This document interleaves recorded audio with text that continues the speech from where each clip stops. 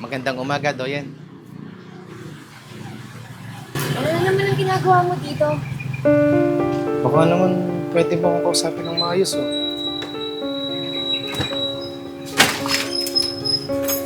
Aba? Ano naman nandito ka na naman? Ha, Ryan? Ang kapal ng mukha mo, nandito ka na naman. Di ba gaayos sa'yo ng kapatid ko? At may pagbalik ka pa dito. Mahal ko ang kapatid mo. Gagawin ko ang lahat para magustuhan lang din. Diyos ko. Ryan, hindi ka naman talaga magugustuhan ng kapatid ko. At una sa lahat, ang gusto niyan ay mayaman, may malaking bahay, may pera, aba at ang higit sa lahat, mistiso. Tignan mo nga ikaw, oh. Aba. At ang balita nga pala dito ang nanay mo nagagamutan ko ano-ano. Aba, umayos ka, Ryan, ha? Tama si Kuya. Si Ate Ryan. Ang tagal-tagal mo nang nanliligaw sa akin at ang tagal ko na ding sinasabi na ayoko sa'yo. Ayoko sa'yo. Naiintindihan mo ba yon? Ang aga-aga sinisira mo yung araw ko eh. Doyen, please. Umalis ka na nga dito. Ay, nako. Ryan, narinig mo naman siguro yung sinabi ng kapatid ko. Umalis ka na daw. Ano? Alis. Abay, alis. Talaga nito eh. Alis! Ano? Sis. Ulit. Ay, sorry. Nakalimot ako. Ang ulit kasi ng Ryan na yun eh. Yan mo, hindi na naman siguro babalik yung dito. Tumalabas ang ugat ko. Relax lang sis. Tara na nga. Diyos ko.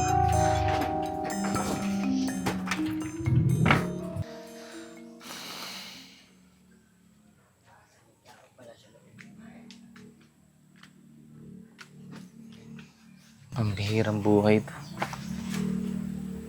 Tagal-tagal ko na nanliligaw, wala pa rin akong pag-asa sa kanya.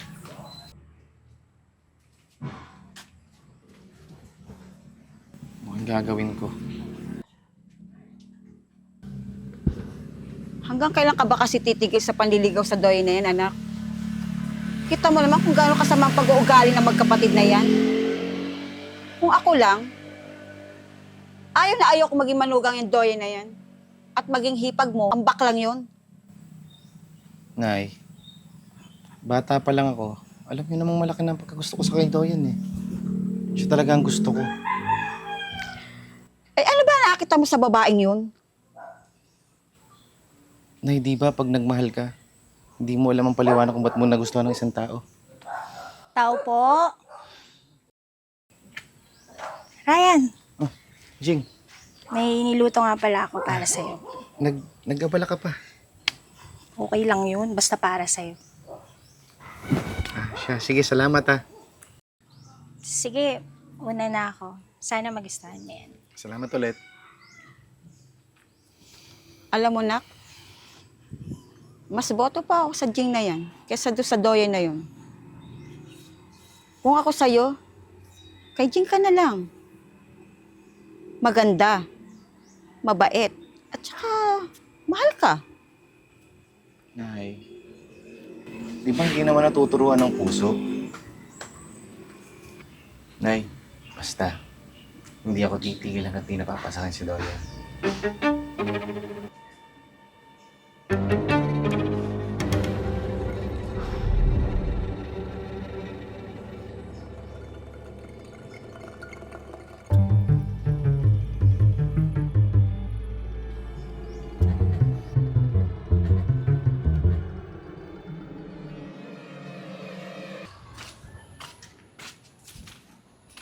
Oh, Ryan, saan ang punta mo?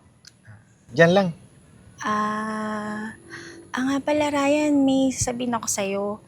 Ano kasi, invite sana kita.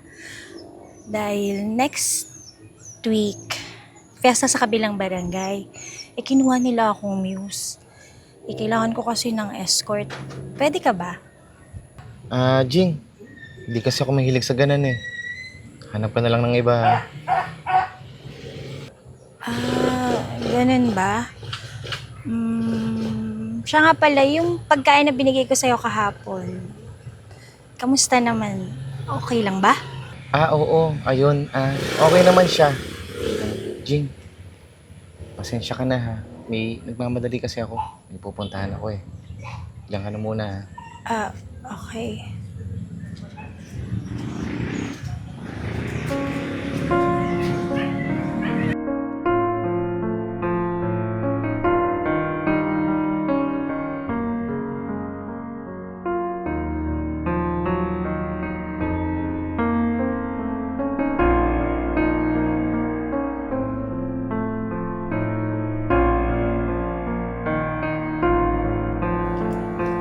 Doyen?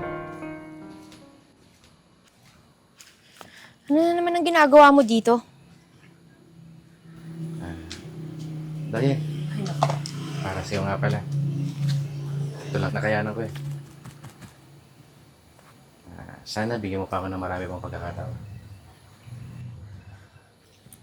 Ryan, walang pagkakataon.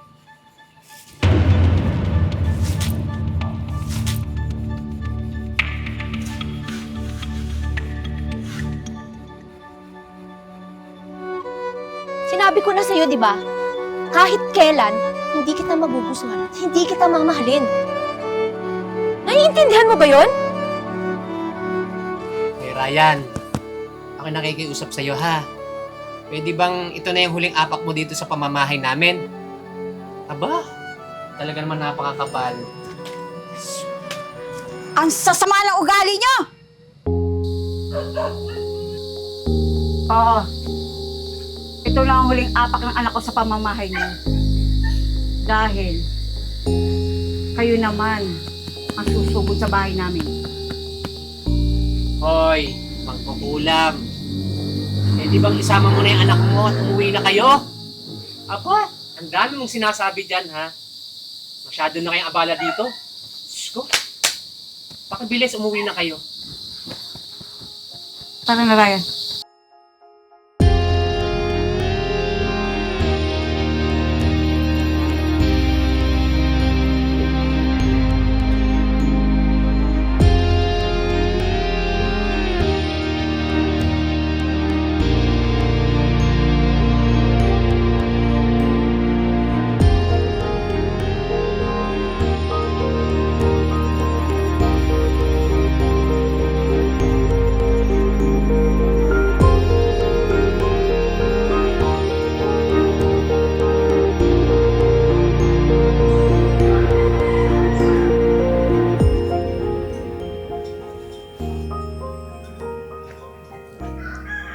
Anak, gusto mo ba talaga na mahalin ka ni Doyen? Oo, Nay. Alam niyo naman na matagal ko na siyang gusto. Hindi ko na alam ang gagawin ko eh. Tatanggapin ko na lang siguro na ayaw niya sa akin.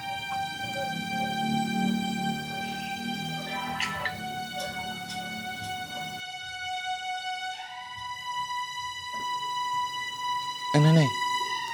Ba't ganyan kayo makatingin sa akin? Huwag niyong sabihin na gagawin niyo ulit yung ginagawa niyo dati. Ayaw ko mang gawin, anak. Pero dahil sa masasamang pag-uugali nila, at kung yun ang makakapagpasaya sa'yo, hindi ka na nila maaapit kailanman. At sila ngayon ang maghahabol sa'yo.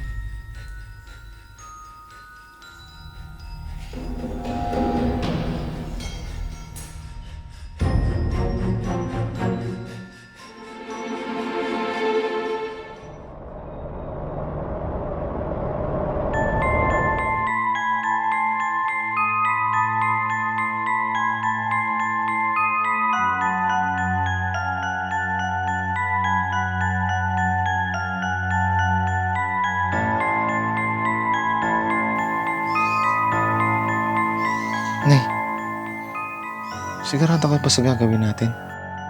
Oo, anak. Ito na yung pagkakataon mo na para matupad na ang matagal mo ng gusto. Matagal mo ng gusto.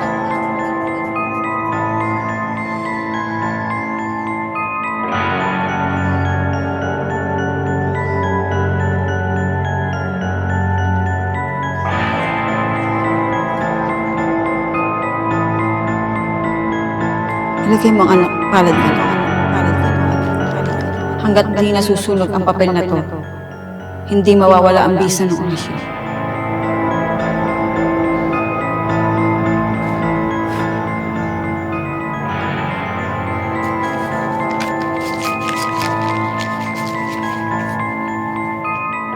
Tago mo yun, anak.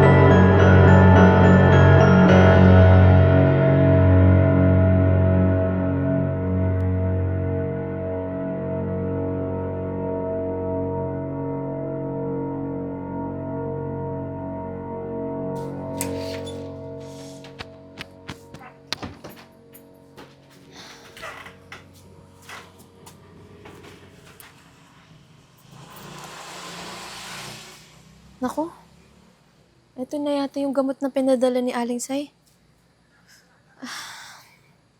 Inumin na nga.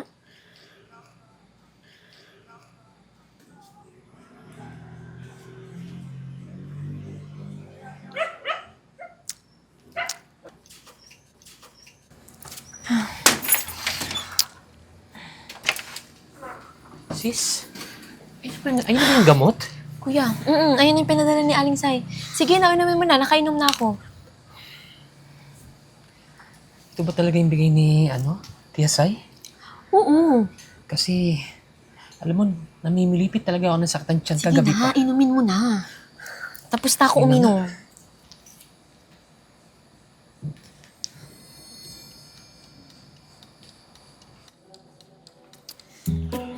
Saan mo ba kasi binili yung pagkain dinala mo kagabi? Kaya nagkaganito tayo. Pasensya ka na, sis. Kasi lutong bahay kasi yung binili ko eh. Alam mo, nasa turo-turo lang. Ako, teka.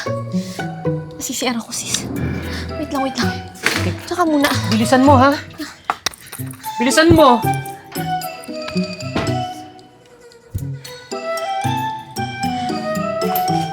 Ay, buti na wala na sakit ng tiyan ko. Oh. Ba't may gamit ulit dito?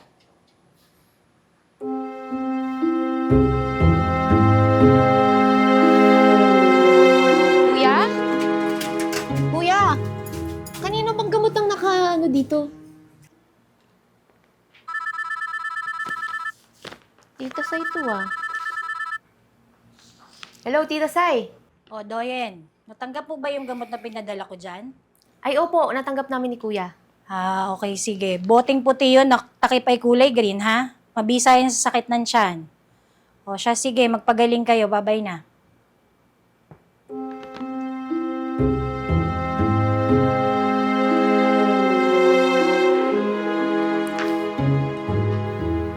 Ano mininom namin ni Kuya kanina?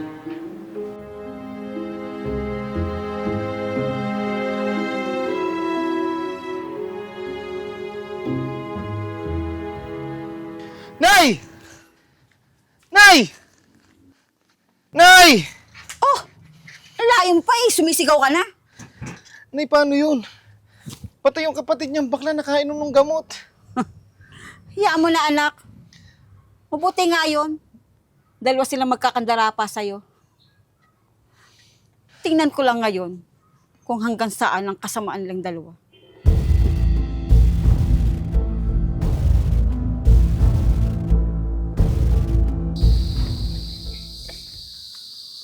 Oh, Aling Wilma, magandang hapon po. O, Jeng, ikaw pala. Tuloy ka. Nandyan po ba si Ryan? May bibigay lang po sana ako. Oo, nandiyan lang sa likod. Ryan! Ryan! Po! Nahanap ka na, Jeng. Ayan na po pala siya. Sige po, diretso na po ako. Siya, pasok muna ako sa loob ha. Maiwan ko muna kayo. Sige po. Nak.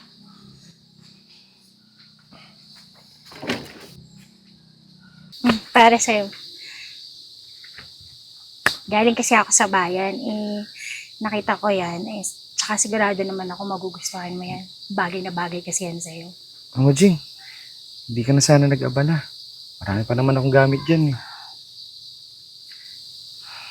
Ryan, hindi mo ba talaga ako magugustuhan? Jing, may mahal na akong iba. Alam ko makakatagpo ka rin naman ng para sa'yo eh. Hindi imposible yun. Mabait at maganda ka.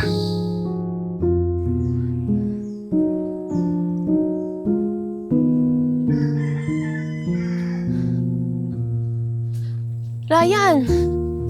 Ay, buti naman natuntun ko tong bahay niyo. Alam mo ba, ang dami kong pinagtanungan bago ako makarating dito.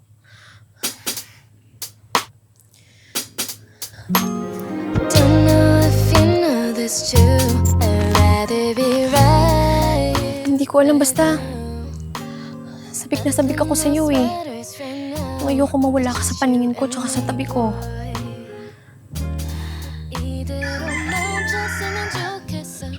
Doye? Anong ginagawa mo dito? Sis? Ikaw? Anong ginagawa mo dito? Kaya pala wala ka sa bahay, ha? At bakit mo hawak ang kamay ni Ryan? Ryan? Akin ka lang. Sis? Ako ang mahal ni Ryan, hindi ikaw. At paano ka naman nakakasigurado na ikaw ang magugustuhan ni Ryan? Ako ang gusto ni Ryan, hindi ikaw. Ay hindi, ako ang gusto ni Ryan. Bakit? Kaya mo bang ibigay ang mga pangangailangan niya? Oh, anong masasabi mo?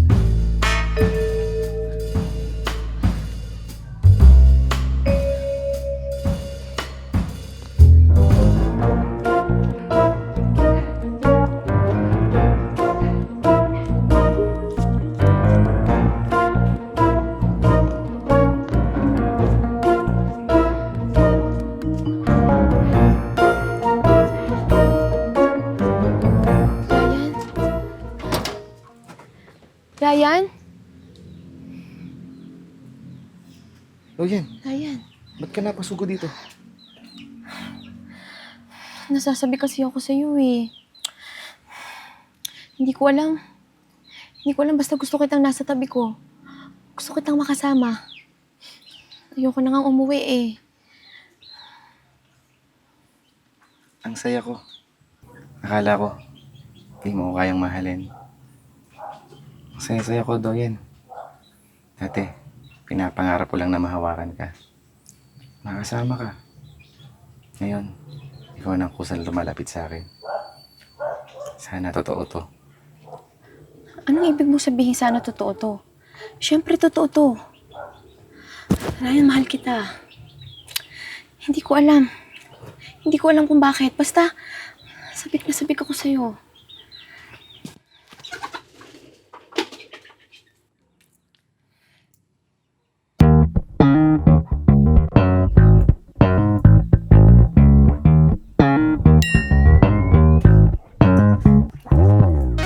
Say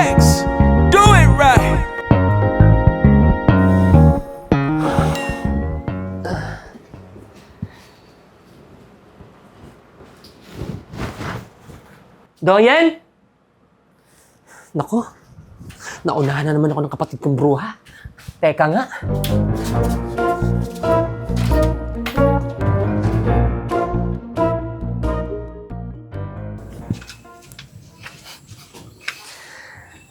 Ayos. Buti na lang wala yung nanay mo dito, no? Oo nga eh. Doyen? Ano't nandito ka na naman? Dito na ako titira. Hindi na ako uuwi sa atin. Magsasama na kami ni Ryan. Hindi ako makakapayag na mapasayo siya. Ryan, akin ka lang. Yung si Doyen, wala yung alam sa buhay. Hindi kanyan kayang alagaan. Hindi kanyan kayang ipagluto. Sa akin, mas maaalagaan kita. Di ikaw ang gusto ko. Si Doyen ang mahal ko. Sa tingin mo, magugustuhan kita? Ano? Ano? Hindi makakapayag. Narinig mo naman siguro, 'di ba? Ako ang mahal niya. Kaming dalawang nagmamahalan, kuya. Pwede pa bumitaw ka? Halika dito. Umuwi na tayo. Kuya! Hindi. Uwi na tayo. Hindi ako papayag na mapasayo siya. Akin siya. Halika na. Hindi ako papayag. Ryan! Ryan!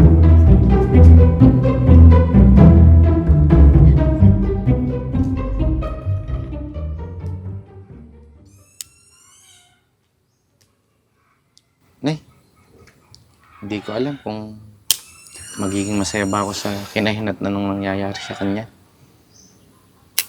Mahal na mahal ko si Doyen. Gusto ko siyang mapa sa akin. Pero hindi ganito nagkakagulo sila magkapatid.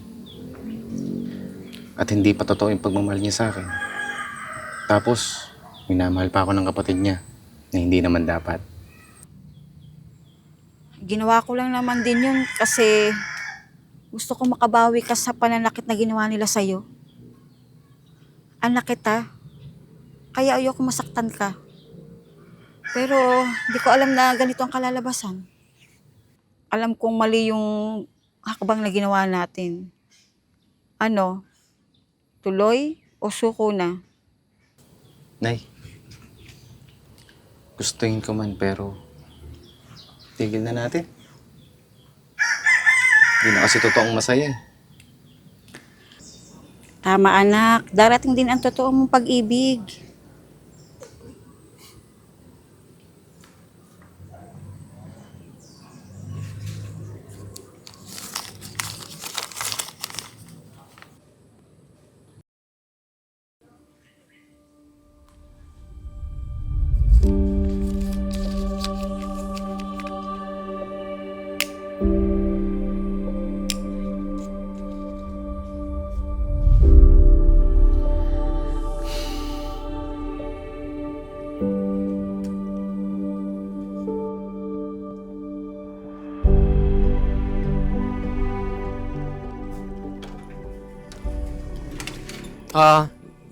Ito na yung pinakukuha mo.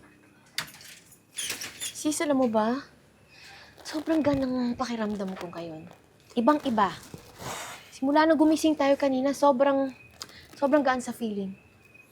Ako nga din eh. Ang ganda ng gising ko, hindi ko alam kung bakit. Ang gaan-gaan. Ayun no. Ibang-iba nga, kuya, no? Oh, weird. Di ba, sis? Oo nga no.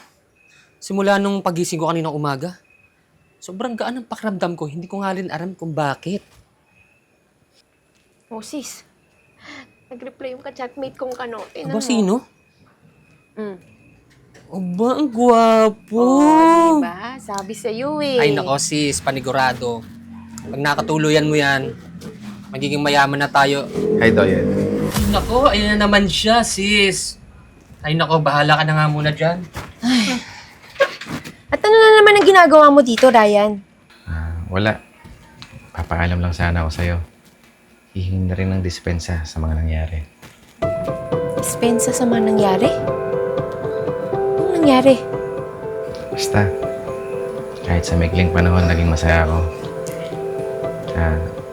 Nahawakan ka, nayakap, at minahal mo kahit hindi totoo. Tama nga talaga. Hindi mo kailangan dayain ng pagmamahal para masabi mong tunay kang masaya.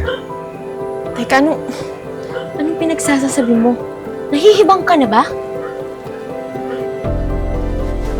Oo. Anong ginagawa mo?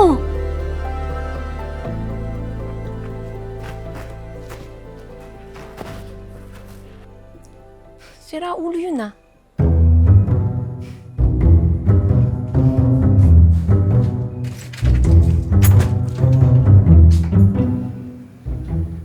Jing, Ryan, napapasyal ka. sinadya talaga kita. Para sa'yo nga pala. Pagpasensyaan mo na ha. Pinitas ko lang to niya sa labas. Para may maibigay sa'yo. Sana magustuhan mo. Okay lang ba sa'yo? Oo naman. Basta galing sa'yo. Jing, pwede ba kitang ayahin lumabas? Talaga? Something about the way he talks to me. Totoo ba How he yan? talks to me now. The glimmer in his eyes as he's watching me. You know I'm watching him now. As he laughs with his beautiful smile, I know I'll never survive without this stranger by my side. The way he talks to me, the way he talks to me now. Life can sometimes feel like it's only dragging you down, dragging you down. Just remember